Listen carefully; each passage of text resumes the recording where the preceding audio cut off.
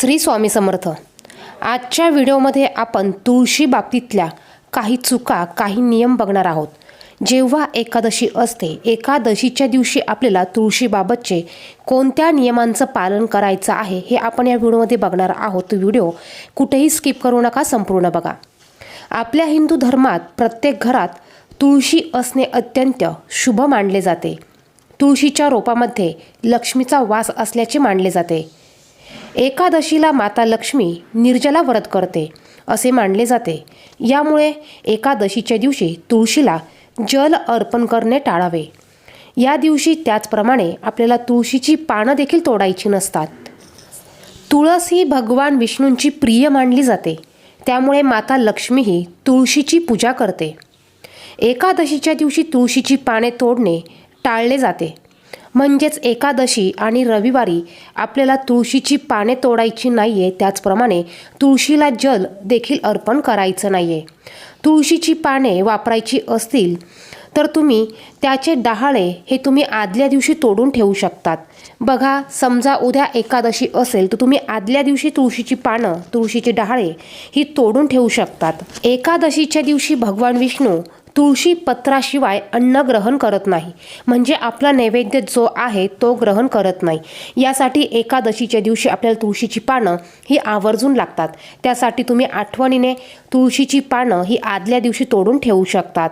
त्याचप्रमाणे एकादशीच्या दिवशी बघा, तसं बघितलं तर दररोजच आपल्याला तुळशीच्या भोवती घाण आणि अस्वच्छता ठेवायची नाही आहे। याशिवाय तुळशीभोवती चप्पल, शूज हे असणार नाही याची काळजी देखील आपल्याला घ्यायची आहे। बघा, यामुळे माता लक्ष्मी ही क्रोधित होते, त्यामुळे आपल्यावर माता लक्ष्मी ही प्रसन्न होत नाही आणि माता लक्ष्मीची कृपा, आशीर्वाद आपल्याला प्राप्त होत नाही। यामुळे देखील आपल्या घरामध्ये पैशाच्या बाबतीत अनेक समस्या या निर्माण होतात। यासाठी तुळशीच्या अवतीभोवती घाण नसावी, तुळशीच्या आजूबाजूला चपला चुकूनही काढू नये। त्याचप्रमाणे आंघोळ न करता तुळशीला स्पर्श करू नये, तुळशीची पूजा करू नये, तुळशीला हात लावू नये, तुळशीची पानं देखील तोडू नये। तुळशीला ही अत्यंत पवित्र मानले जाते। यामुळे एकादशीच्या दिवशी तुळशीला अस्वच्छ, घाणेरड्या हाताने स्पर्श चुकूनही करू नये। जर का तुम्ही असं करत असाल तर भगवान विष्णू हे क्रोधित होतात। त्याचप्रमाणे आपल्याला एकादशीच्या दिवशी काळे कपडे देखील घालायचे नसतात। एकादशीच्या दिवशी तुळशीची विशेष पूजा केली जाते। या दिवशी काळे वस्त्र परिधान करून तुळशीची पूजा करणे टाळायचं आहे। तुम्ही जर का हे नियम एकादशीच्या दिवशी पाळत नसाल तर तुमच्या घरात किंवा तुमच्या अवतीभोवती नकारात्मक ऊर्जा ही जास्त प्रमाणात तयार होते। बघा, आपण अमावस्येला, पौर्णिमेला घरातील नकारात्मक ऊर्जा घालवण्यासाठी काही उपाय करत असतो। त्याचप्रमाणे तुम्ही एकादशीच्या दिवशी, रविवारी, इतर दिवशी तुळशीच्या बाबतीतले हे नियमांचे जर का पालन केले तर यामुळे देखील आपल्या घरात नकारात्मक ऊर्जा ही साठणार नाही। त्याऐवजी आपल्या घरात सकारात्मक ऊर्जेचा हा संचार होणार आहे। यामुळे नकारात्मक ऊर्जा आपल्या घरात राहणार देखील नाही। त्याचबरोबर दररोज तुळशीची अंघोळ झाल्यानंतर हळदी, कुंकू, अगरबत्ती लावून घरातील स्त्रियांनी तुळशीला पाणी देऊन घरातील स्त्रियांनी तुळशीची पूजा करायची असते।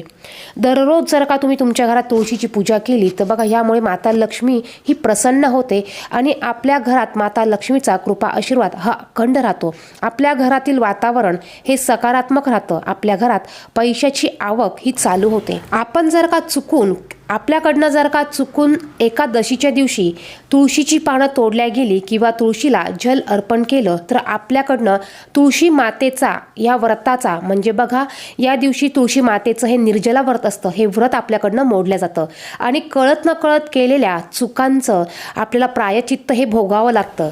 एकादशीच्या दिवशी तुम्हाला तुळशी पत्र पाहिजे असेल आणि तुम्ही तुळशी पत्र आदल्या दिवशी तोडले नसेल तर मग काय करायचं, तर बघा, तुळशीच्या कुंडीभोवती किंवा तुळशीच्या अवतीभोवती जीही तुळशीची पानं पडलेली असतील ती पानं तुम्ही उचलून स्वच्छ करून ती तुम्ही उपयोगात किंवा पूजेमध्ये वापरू शकतात।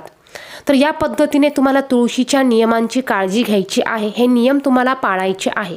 व्हिडिओमध्ये सांगितलेली माहिती आवडली तर व्हिडिओला नक्कीच लाईक करा।